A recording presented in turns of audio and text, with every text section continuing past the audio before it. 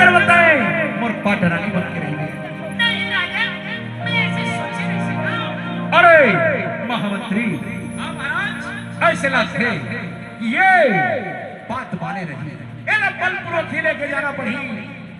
मैं चाहत रहे हूँ कि यदि ये प्रेम पूर्वक मान जाती तो ये ना अपन नगर में ले जाके एक से विवाह कर लेते हो, लेकिन ये तो बात मानी माना थे। अब ये ना यहाँ से जेवरन उठा के लेके जाना पड़ता। महामंत्री तय सही कहे, लीलावती के हरण करे पर पड़ी।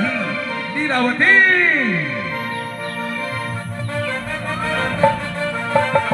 आजा।